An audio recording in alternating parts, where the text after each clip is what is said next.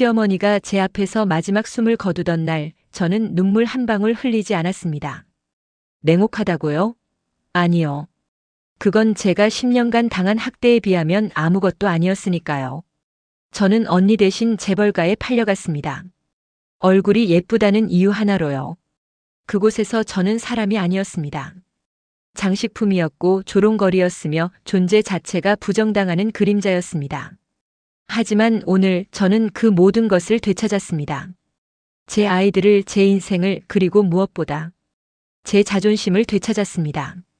이것은 한 여자가 지옥에서 살아남아 왕좌에 오른 이야기입니다. 여러분 잠깐만요. 이 이야기가 궁금하시다면 구독 버튼과 좋아요 버튼을 눌러주세요. 여러분의 작은 클릭 하나가 더 좋은 콘텐츠를 만드는 큰 힘이 됩니다. 알림 설정까지 해두시면 새로운 이야기를 가장 먼저 만나보실 수 있어요. 24살 저는 평범한 가정의 둘째 딸이었습니다. 언니는 저보다 4살 많았고 집안의 기대를 한몸에 받는 존재였죠. 명문대를 나왔고 외모도 단정했으며 무엇보다 집안일에 능숙했습니다. 그해 봄 지역에서 손꼽히는 재벌가에서 언니에게 혼담을 제안했습니다. 아버지는 그날 술을 드시며 눈물을 흘리셨고 어머니는 며칠 동안 웃음을 잃지 않으셨습니다. 우리 큰딸이 드디어 좋은 곳으로 시집가는구나. 하지만 상견례가 끝난 후 일주일 뒤 믿을 수 없는 연락이 왔습니다. 죄송하지만 둘째 따님과 결혼을 진행하고 싶습니다. 청천벽력 같은 소리였습니다. 이유는 단 하나, 제가 언니보다 외모가 뛰어나다는 것이었습니다. 우리 집안의 며느리는 외모도 중요합니다. 사교 모임에서 남들 앞에 내세울 수 있어야 하니까요. 신랑 어머니가 직접 한 말이었죠. 언니는 그날 밤 방에서 펑펑 울었습니다. 하지만 더 충격적인 건 부모님의 반응이었습니다. 이것도 기회다. 내가 가거라. 아버지의 사업은 당시 어려움을 겪고 있었고 이 혼담은 그저 사랑의 문제가 아니었습니다. 재벌가와의 인연은 우리 집안 전체의 운명을 바꿀 수 있는 기회였으니까요. 저는 선택권이 없었습니다. 24살의 저는 제 의지와 상관없이 마치 상품처럼 포장되어 그 집으로 보내졌습니다. 결혼식 당일 화려한 웨딩홀에서 저는 한 번도 만나본 적 없는 남자와 혼인 서약을 했습니다. 신랑은 잘생긴 편이었지만 그의 눈빛은 차갑고 무관심했습니다.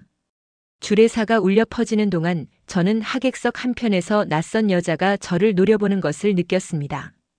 30대 초반으로 보이는 샤넬 투피스를 입은 여자였죠. 그녀의 눈에는 질투와 분노가 가득했습니다. 그때는 몰랐습니다. 그 여자가 제 남편의 연인이었다는 것을, 그리고 그녀가 앞으로 10년간 제 삶을 지옥으로 만들 장본인이라는 것을요. 신혼여행도 없었습니다. 남편은 결혼식 다음 날부터 출장을 핑계로 집을 비웠고 저는 시댁 본가에서 시어머니와 2명의 시누이와 함께 생활해야 했습니다. 첫날부터 시작됐습니다. 너는 우리 아들한테 어울리지 않아. 그냥 예쁜 얼굴 하나 믿고 온 거지. 식사 자리에서조차 제 자리는 없었습니다. 늘 마지막에 혼자 먹어야 했고 남은 반찬으로 한 끼니를 때워야 했죠. 언니가 왔으면 훨씬 나았을 텐데. 그 말을 하루에도 몇 번씩 들어야 했습니다. 제가 선택받은 게 아니라는 것, 그저 우연히 외모가 나아서 이 자리에 온 것뿐이라는 걸 매일같이 상기시켰습니다. 결혼 3개월 후 저는 깨달았습니다. 이건 결혼이 아니라 거래였다는 것을, 그리고 저는 그 거래의 상품이었다는 것을요. 결혼 6개월이 지났을 때 남편이 처음으로 저를 외부 행사에 동반했습니다. 기업 창립 기념 파티였죠. 그곳에서 다시 그녀를 봤습니다. 결혼식 날 저를 노려보던 그 여자였습니다. 소연 씨, 오랜만이에요. 남편은 그녀에게 환하게 웃으며 인사했습니다. 제가 본 적 없는 따뜻한 미소였죠. 그녀의 이름은 강소현, 남편의 대학 동기이자 회사 이사였습니다. 아, 새 신부시군요. 잘 부탁드려요. 그녀의 악수는 차갑고 강했습니다. 손을 놓는 순간 귓가에 속삭임이 들렸죠. 자리 지키기 힘들 거예요. 주제를 아셔야죠. 와. 실수. 그날 이후 강소연은 노골적으로 우리 집을 드나들기 시작했습니다. 업무상 방문이라는 명목이었지만 그녀는 마치 이 집의 진짜 안주인처럼 행동했습니다. 더 충격적인 건 시어머니와 시누이들이 그녀를 환영했다는 겁니다. 소연이가 왔구나. 어서 들어와. 시어머니는 제게 한 번도 보여준 적 없는 환한 미소로 그녀를 맞이했습니다. 그들은 강소현과 함께 거실에 앉아 차를 마시며 웃었고 저는 부엌에서 그 차를 준비해야 했습니다. 역시 소연이가 우리 아들한테 어울렸어. 같은 대학 나왔고 집안도 비슷하고 일도 함께 하니까 얼마나 좋아. 시누이가 대놓고 말했습니다. 강소연은 겸연쩍은 표정을 지었지만 그 눈빛엔 승리감이 가득했습니다.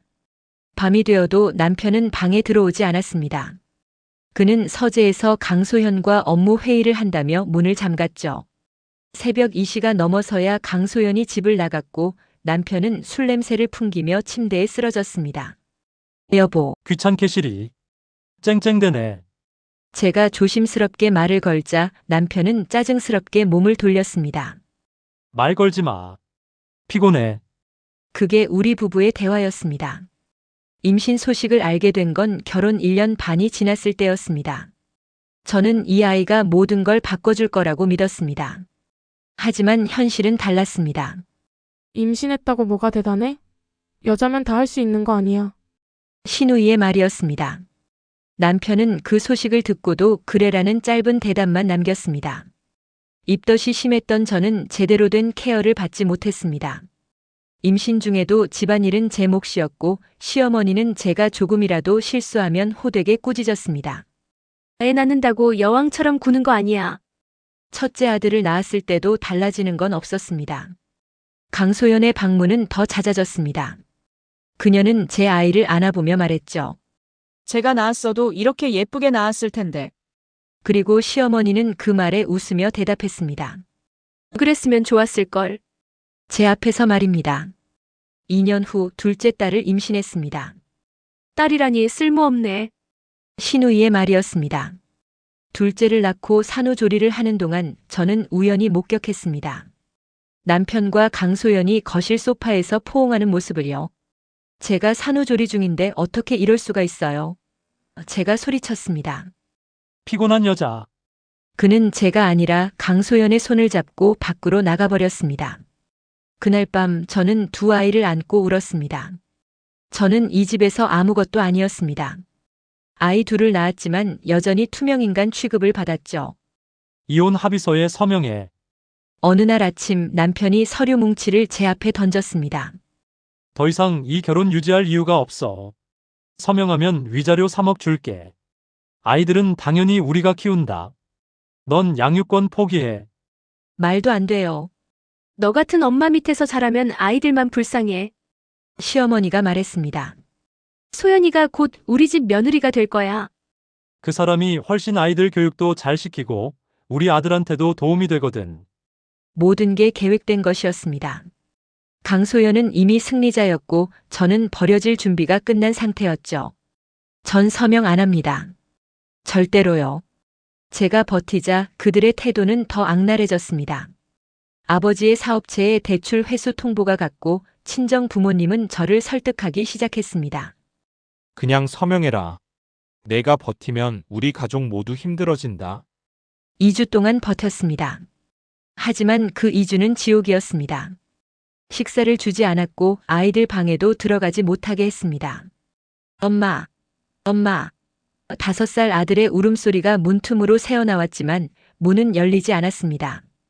3일째 되던 날 저는 굶주림과 스트레스로 쓰러졌습니다. 병원에서 깨어났을 때 남편이 말했습니다. 서명해. 성인이 된다면 아이 보게 할 수 있게 생각은 엄마랑 이야기해 볼 테니까 3억이라도 먹고 떨어져.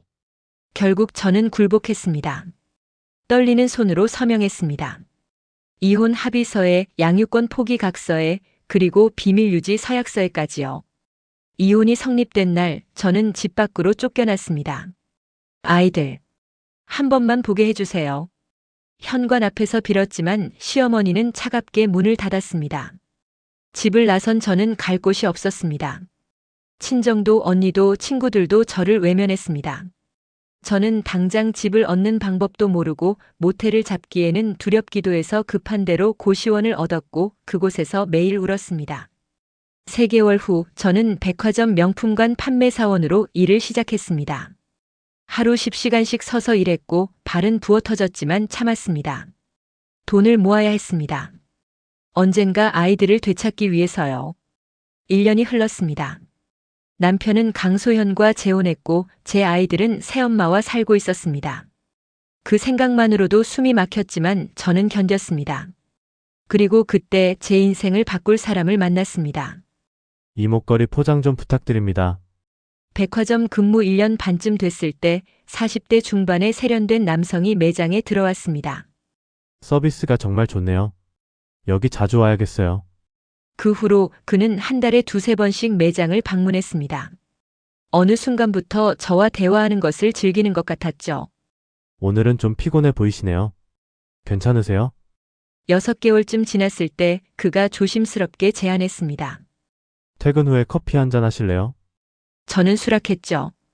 커피숍에서 그는 자신을 소개했습니다. 저는 유진그룹 부회장 강태훈이라고 합니다. 국내 대기업 중 하나였습니다. 당신 눈에 슬픔이 보였어요. 그리고 그 슬픔 뒤에 강인함도 보였죠. 궁금했어요. 그날 저는 조금씩 제 이야기를 꺼냈습니다. 결혼과 이혼, 빼앗긴 아이들에 대해서요. 복수하고 싶지 않으세요? 복수보다는 제 아이들을 되찾고 싶어요. 그럼 제가 도와드리겠습니다. 저도 비슷한 경험이 있어요. 제 누나가 당신과 비슷한 일을 겪었거든요. 결국 아이들을 되찾지 못하고 세상을 떠났죠. 당신만큼은 그렇게 포기하지 않았으면 좋겠어요. 그날부터 강태훈 부회장은 저를 돕기 시작했습니다. 전직 법률팀을 소개해줬고 아이들의 현재 상황을 조사하도록 했습니다. 그 결과는 충격적이었습니다. 강소연은 제 아이들을 학대하고 있었습니다. 첫째 아들은 학교에서 자주 멍이 든 채로 목격됐고 담임 선생님이 여러 차례 가정 방문을 요청했지만 거부당했다고 했습니다. 이 정도면 아동학대로 고소 가능합니다. 변호사의 말에 저는 눈물을 흘렸습니다. 강태훈 부회장은 사립탐정까지 고용했습니다. 6개월간의 조사 끝에 우리는 결정적 증거들을 확보했습니다. 강소연이 회사 자금을 횡령한 증거, 아이들을 학대한 증거, 그리고 남편 회사의 비리 정황까지요. 이제 시작할 때가 됐어요. 그는 제게 자신의 회사에서 일할 것을 제안했습니다. 특수 프로젝트 팀장으로요. 당신은 전 남편 회사를 누구보다 잘 알고 있어요. 그 지식을 활용하세요. 저는 유진그룹에 입사했고 전 남편 회사 인수 프로젝트에 투입됐습니다. 남편의 회사는 겉으로는 튼튼해 보였지만 내부는 부실했습니다. 강소연의 횡령으로 재무 구조가 약화돼 있었고 여러 비리가 숨겨져 있었죠. 저는 그 모든 정보를 파악하고 있었습니다. 며느리로 살 때 귀동량으로 들었던 것들, 서류를 정리하며 봤던 것들이 모두 무기가 됐습니다. 1년 후 유진그룹은 전 남편 회사의 최대 주주가 됐습니다. 저는 주주총회에 참석했습니다. 그곳에서 3년 만에 전 남편과 강소연을 마주했죠. 당신이 어떻게? 전 남편은 제 모습에 경악했습니다. 초라했던 며느리가 이제 최대 주주 대리인으로 그 앞에 서 있었으니까요. 오랜만입니다. 저는 차갑게 인사했습니다. 주주총회는 치열했습니다. 하지만 결과는 정해져 있었죠. 유진그룹의 지분과 저의 정보력, 그리고 강소연의 비리 증거가 결합하면서 경영권은 넘어왔습니다. 당신 이게 복수예요? 아니요. 이건 제가 받아야 할 정당한 몫을 찾는 거예요. 이제 시작일 뿐인데 벌써 놀라시면 감당하기 힘드실 텐데요. 경영권을 확보한 후 저는 내부 감사를 지시했습니다. 강소연의 횡령 규모는 3년간 총 50억 원이 넘었습니다. 그 돈으로 명품과 부동산을 구매했고 제 아이들 교육비 명목으로 빼돌린 돈은 자신의 주식 투자에 사용됐죠. 저는 강소연을 횡령과 배임, 아동학대 혐의로 고소했습니다. 경찰 조사가 시작됐고 학교 선생님들과 이웃들의 증언이 이어졌습니다. 그 아이들이 자주 울었어요. 겨울인데 반팔만 입고 있는 경우도 있었고요. 재판은 빠르게 진행됐습니다. 피고인 강소연에게 징역 5년을 선고한다. 판사의 선고가 떨어지는 순간 강소연은 주저앉아 울었습니다. 법원은 제게 아이들의 양육권을 돌려줬습니다. 아이들, 이제 엄마한테 와도 돼. 7살, 5살이었던 아이들은 이제 10살, 8살이 돼 있었습니다. 첫째 아들은 저를 보더니 눈물을 터뜨렸고 딸아이는 조심스럽게 제게 다가왔습니다. 엄마. 그 한마디에 저는 무너졌습니다. 한편 전 남편 집안은 무너지고 있었습니다. 경영권을 잃은 전 남편은 회사에서 쫓겨났고 강소연의 횡령을 묵인한 혐의로 조사를 받게 됐습니다. 시어머니는 그 충격을 견디지 못하고 심장마비로 세상을 떠났습니다. 시간이 흘러 1년 후 저는 회사의 정식 이사로 취임했습니다. 전 남편 회사를 재구조화했고 새로운 경영진을 영입했습니다.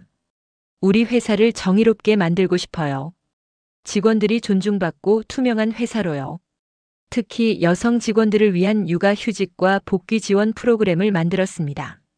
제가 겪었던 고통을 다른 여성들은 겪지 않기를 바라는 마음에서였죠. 회사 실적도 개선됐고 직원들의 만족도가 올라갔습니다. 그 과정에서 강태훈 부회장과 저는 더 가까워졌습니다. 저와 함께 미래를 만들어 가실 생각 없으세요? 사업 파트너로서가 아니라 인생 파트너로서요. 저는 아직 준비가 안 됐어요. 아이들도 있고 상처도 많이 받았고요. 괜찮아요. 기다릴게요. 당신이 준비될 때까지요. 2년이 더 흘렀습니다. 아이들은 건강하게 자랐고 저는 부사장까지 승진했습니다. 강태훈 부회장은 제 아이들을 친자식처럼 아껴줬고 아이들도 그를 따랐죠. 엄마, 아저씨 좋아. 엄마도 아저씨 좋아하면 안 돼? 아들의 말에 저는 웃음을 지었습니다. 엄마도 좋아해. 그해 가을 저는 부회장과 약혼했습니다. 작은 약혼식이었지만 제 인생에서 가장 행복한 날이었습니다.